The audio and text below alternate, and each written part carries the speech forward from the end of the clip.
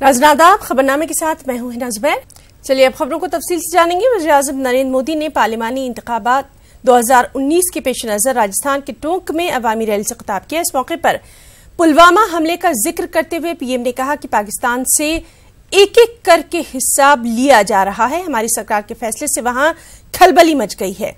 हुर्रियत लीडरों के खिलाफ उन्होंने कहा कि इनके खिलाफ भी कार्रवाई हो रही है और होती रहेगी। वज़ीर-ए-आज़म ने कहा कि हमने फौज को पूरी आजादी दे दी है। वज़ीर-ए-आज़म ने कहा कि उनकी लड़ाई कश्मीर के लिए है, कश्मीरियों के खिलाफ नहीं है।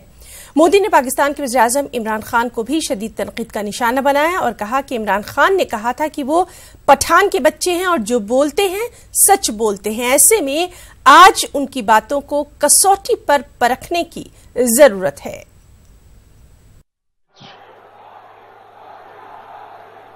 आतंक के विरुद्ध पूरी दुनिया में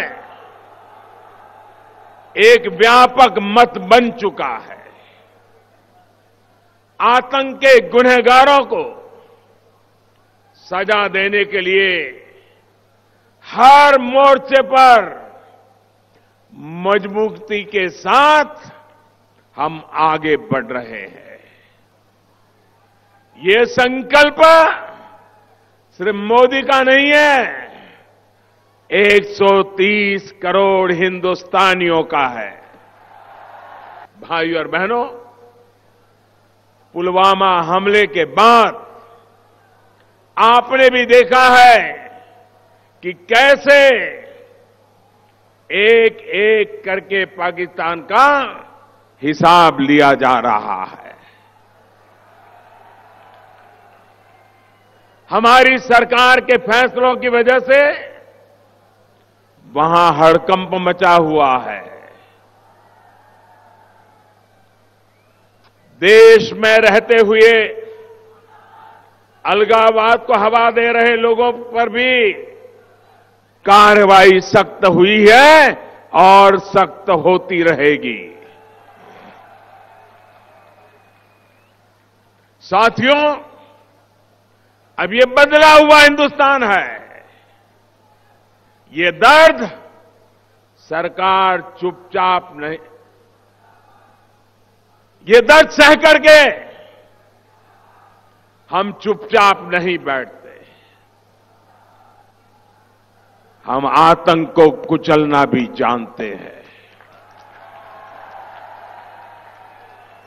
ये नई रीति और नई नीति वाला भारत है। पुलवामा हमले के तनाजुर में 25 फरवरी को अहम मीटिंग होने वाली है। सिक्योरिटी से मुतालिक उमूर पर इस मीटिंग में तबादला ख्याल किया जाएगा। वज़ीर दिफा और अफवाज के तीनों सरबराह मीटिंग में शिरकत करेंगे। सिक्योरिटी के नुक्ते नजर से ये मीटिंग काफी अहम मानी जा रही है। यूपी के भदोही जिले में 2 मंजिला एक मकान में हुए जबरदस्त धमाके में 11 लोगों की मौत हो गई है। वज़ीर आला योगी आदित्यनाथ ने इस हादसे पर अफसोस का इजहार किया। कहा जा रहा है कि इस मकान में कालीन बनाने का काम किया जा रहा था, साथ ही गैर कानूनी तरीके से पटाखे भी फरोख्त किए जाते थे। धमाका इतना शदीद था कि पूरी इमारत जमींदोज हो गई। का कहना है कि दुकान में ये और चीज़ों के साथ साथ पटाखे भी बेचता था और एक कोने में बनाता भी था। लेकिन ये कहना जल्दी होगा कि इसी पर आधारित करना या कुछ आगे भी इन्वेस्टिगेशन करते हुए जितने भी पहलू हैं सभी पहलुओं पर हम इन्वेस्टिगेट करेंगे। यूपी में सरकारी अहकामात और इश्तिहारात को उर्दू जबान में जारी न करने का इलाहाबाद हाईकोर्ट ने सख्त नोट लिया। इलाहाबाद हाईकोर्ट ने रियासती हुकूमत को नोटिस जारी करते हुए जवाब तलब किया कि उर्दू को दूसरी सरकारी जबान के तौर पर अमल में क्यों नहीं लाया जा रहा। हाईकोर्ट ने यूनानी डॉक्टर्स एसोसिएशन की तरफ से दाखिल अर्जी पर समाअत करते हुए रियासती हुकूमत को हुक्म दिया कि वो उर्दू के निफाज के सिलसिले में अपनी कारकर्दगी की रिपोर्ट अदालत में दाखिल करे। इससे पहले इस मामले में समाअत करते हुए अदालत ने हुकूमत की तरफ से दाखिल किए गए जवाब को गैर इत्मीनान बख्श करार दिया था। स्लाइड में ये ऑर्डर कोर्ट ने किया है कि अगर जब 94 में एक ऑर्डर हाईकोर्ट कर चुका कि आप अपने ऑफिशियल 7 पर्पजेज जो हैं उन 7 कामों के लिए उर्दू को इस्तेमाल करेंगे, तो आप इसमें इस्तेमाल क्यों नहीं कर रहे।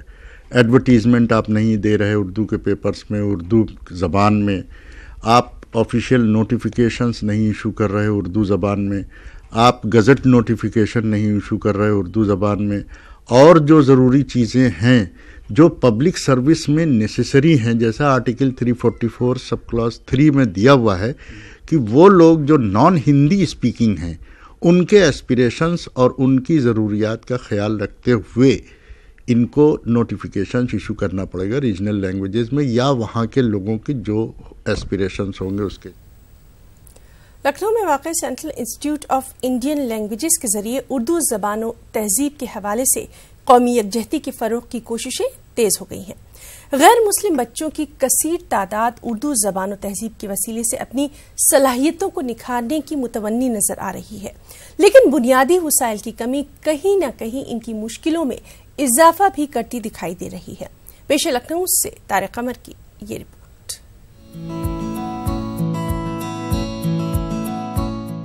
मरकजी हुकूमत के तहत चलने वाले इदारे उर्दू तदरीसी व तहकीकी मरकज के क़याम का मकसद यही था कि लोगों को सकाफती और लिसानी सतह पर करीब लाकर ज़बान और तहजीब का तहफ़्फ़ुज़ भी किया जाए और उनके मुस्तक़बिल की राहें भी हमवार की जाएं।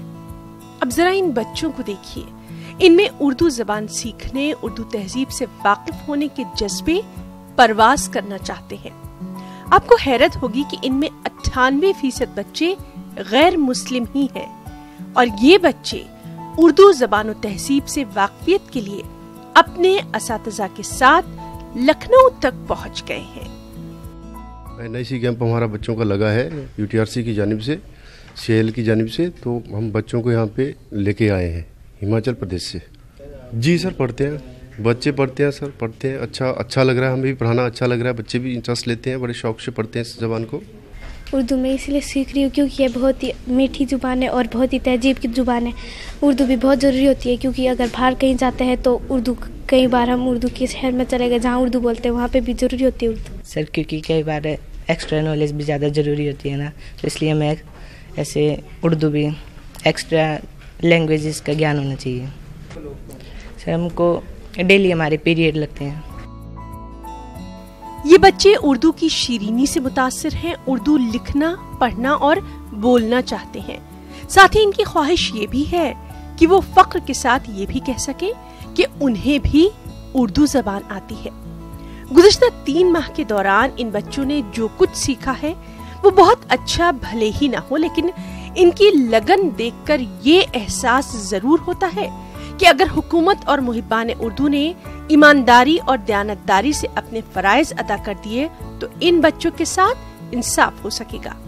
लेकिन अहम सवाल ये कि जब इदारे में असातिज़ा ही नहीं होंगे तो फिर ये खिदमात अंजाम कैसे दी जा सकेंगी। इन बच्चों को आज हमने लिखते हुए भी देखा, इनसे बात भी की, तो इन बच्चों के अंदर एक तरह से एक हौसला है, एक हिम्मत है और इतनी दूर से सफ़र करके लखनऊ आए हैं और बहुत खुश हैं। हालांकि इनका सफ़र काफ़ी दुश्वारियों भरा रहा लेकिन उसके बावजूद ये खुश हैं। तो इसका मतलब इससे अंदाज़ा किया जा सकता है कि जो कुछ सीखा इन्होंने उसके तई बड़ी जिम्मेदारी इनके अंदर दिखी और इनके असातिज़ा भी और जो लोग आए हैं साथ में, उन सब की वजह से मैं समझता हूँ कि गवर्नमेंट की जो कोशिश है अपने आप में, उसके लिए अगर हमारी भी मेहनतें शामिल हो जाएं तो शायद ये बहुत बराबर हो।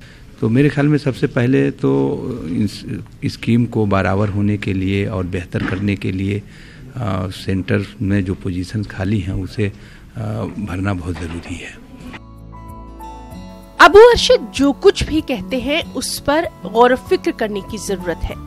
सिर्फ इलेक्शन में गिनाने और बताने के लिए उर्दू फलाही स्कीमों के तस्करे की नहीं बल्कि अमली कोशिशों की जरूरत है। और अगर हुकूमत वाकई संजीदा है तो असातिज़ा की तकर्रुरी के साथ साथ जदीद तालीमी तरीकों और बेहतर सहूलियात की फराहमी के जरिए अपने इदारों और निज़ाम को दुरुस्त करे जिससे मकसद के हुसूल तक पहुंचा जा सके। न्यूज़ 18 उर्दू के लिए लखनऊ से तारिक कमर की रिपोर्ट। हिंदुस्तान हिंदू मुस्लिम भाईचारगी, अमन और इत्तेहाद का गहवारा रहा है, लेकिन दहशतगर्द तंजीमें हिंदुस्तान के इत्तेहाद को तोड़ने की नाकाम कोशिश कर रही हैं। बेंगलुरु में इदारा फैजुल इस्लाम के तहत मुनक़िदा एहतिजाजी रैली में उलमा कराम ने इन तमाम ख्यालात का इजहार किया। कश्मीर के पुलवामा में सीआरपीएफ के जवानों पर हुए दहशतगर्दाना हमले की भी यहां सख्त मजम्मत की गई। पुलवामा में शहीद फौजी जवानों को ताजियत पेश करते हुए फौजी जवानों के अहल खाना के साथ इजहार यगानगत भी किया गया। वहीं अमरावती जिले के धामवी में वाक़ जामिया इस्लामिया फैज़ अबरार के तलबा ने भी हमले के खिलाफ एहतजाजी रैली निकाली और दहशतगर्दाना हमले की सख्त मजम्मत की। शहीद जवानों को खिराज अकीदत पेश किया गया। तलबा ने मुल्क की अमन सलामती के लिए खुसूसी दुआएं मांगी।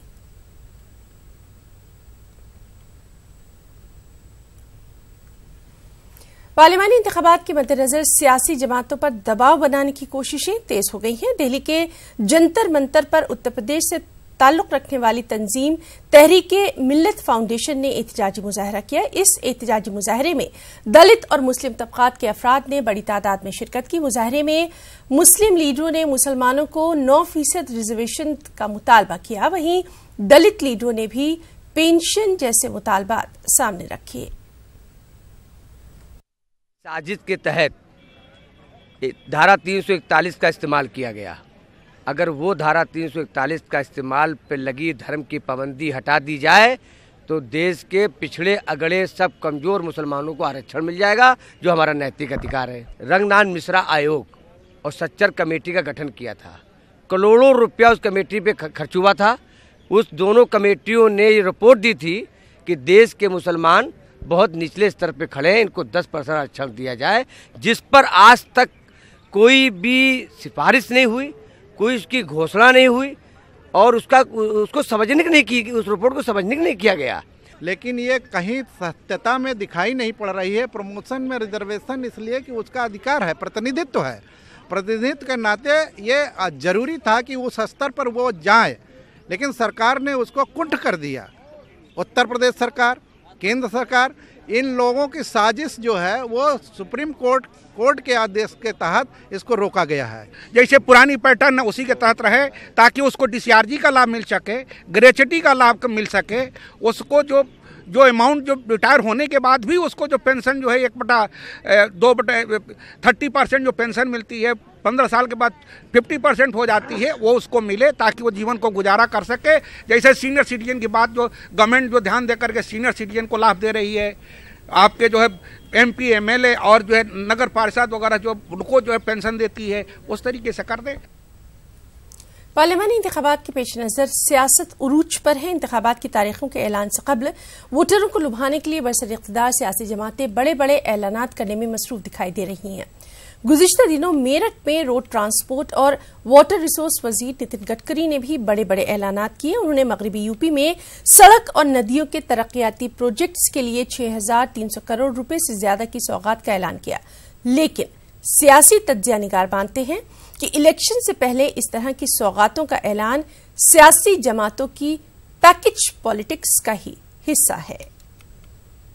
20,000 करोड़ के प्रोजेक्ट हमने लिए हैं। 11,000 के प्रोजेक्ट, 80 प्रोजेक्ट केवल उत्तर प्रदेश में है। और मुझे बताते हुए खुशी हो रही है कि इसमें से 49 प्रोजेक्ट में काम शुरू हो गया है, बाकी टेंडर प्रोसेस में है और जल्दी ही हम गंगा को निश्चित रूप से अविरत और निर्मल करेंगे। बड़े वादे होते हैं, चुनाव से पहले बड़ी बड़ी बातें की जाती है। 2 करोड़ लोगों को रोजगार दिया जा रहा था, आप जानते हैं अच्छी तरह। किसानों को कितना गुना मूल्य दिया जा रहा था, वो कहाँ गई हवा की बातें हैं।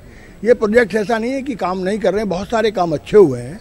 गंगा तो निर्मल विलमल कुछ हुई नहीं है, आपको पता है क्या हाल है। अभी भी 32 नाले डल रहे हैं हरिद्वार के अंदर। तक आप ये जो इंडस्ट्रियल यूनिट है इनको पनिश नहीं करेंगे, इनको कहेंगे नहीं कि अब वो जो है पानी को शुद्ध करके डालिए, अब उनसे तो पैसा ले लेते हैं। महाराष्ट्र में शिवसेना और बीजेपी के दरमियान इत्तेहाद को लेकर दोनों पार्टियों में खुशी की लहर देखी जा रही है, लेकिन अकोला में शिवसेना और बीजेपी कारकुनों को ये खुशी मैसर नहीं है। अकोला म्युनिसिपल कॉर्पोरेशन में बरसर इक़्तिदार बीजेपी मेयर शिवसेना के 2 कॉर्पोरेटर्स को बर्खास्त कर चुके हैं। शिवसेना ने इस कार्रवाई को जमहूरियत का गला घोटने के मुतरादिफ करार दिया। समाजवादी पार्टी के लीडर अबू आसिम आजमी का कहना है कि उनकी पार्टी कांग्रेस के साथ हाथ मिलाने को तैयार है, बशर्ते कि सुनी उनकी जाए। अबू आसिम आजमी ने कहा कि उन्हें 10 सीटें दी जाएं और MNS को साथ न लिया जाए। उन्होंने इन तमाम ख्यालात का इजहार महाराष्ट्र के भिवंडी में किया। राजस्थान में मदरसा बोर्ड और महकमा मालियात के दरमियान सालाना मुआहदा तय न हो पाने की वजह से मदरसा असातिज़ा परेशान हैं। राजस्थान के तकरीबन 6000 पैरा टीचर्स को जनवरी महीने की तनख्वाह नहीं दी गई है। फरवरी की तनख्वाह भी वक्त पर मिलने के आसार दिखाई नहीं दे रहे। परेशान असातिज़ा ने अक़लियती उमूर के वजीर साले मोहम्मद को तहरीरी शिकायत रवाना की है। राजस्थान मदरसा बोर्ड और राज्य सरकार के वित्त विभाग के मध्य अनुबंध होता है। 2014 के अंदर अनुबंध नहीं करने का फैसला राज्य सरकार ने लिया था और उसके चलते हम लोगों ने आंदोलन भी किया था। वित्त विभाग का कहना यह है कि मदरसा बोर्ड जो है वो उनकी गाइडलाइन के अकॉर्डिंग मदरसा तालीम पर काम करे। उन्होंने रेशनलाइजेशन की बात की थी, जो फेक मदरसे उनको बंद करने की बात की थी, मदरसा पैरा टीचर के समायोजन की बात करी थी। नहीं, वो कॉन्ट्रैक्ट होता भी नहीं है, वो तो सिर्फ एक आईवाश है। इनको प्रॉपर कोई ट्रीटमेंट नहीं है, कोई रूल्स रेगुलेशन नहीं है। नहीं, रूल्स रेगुलेशन ही नहीं है, क्योंकि मदरसा बोर्ड में कोई चीज़ है ही नहीं। वो तो एक प्रशासनिक लेटर से कायम कर देते हैं, भैया आप चेयरमैन हैं, आप बोर्ड मेंबर हैं, बस जाइए, कुछ फंड अलॉट कर देते हैं। अब ये कांग्रेस सरकार होकर की अगर इस बात का ध्यान नहीं देगी, कल पैरा टीचर कब तक फ्री पढ़ाएंगे? और जब इनका रिन्यू नहीं होगा तो ये कैसे अपनी तनख्वाह उठा पाएंगे और कैसे इनको तनख्वाहें मिलेगी? तो हर तरह से मदरसों के ऊपर जुल्म हो रहा है। मैं आपके ज़रिए से ये बात कांग्रेस और आला कमान तक पहुंचाना चाहता हूं कि इधर ध्यान दें, वरना बहुत बड़ा नुकसान एमपी के इलेक्शन में सरकार को उठाना पड़ सकता है। खबरों में इतना ही। आदाब।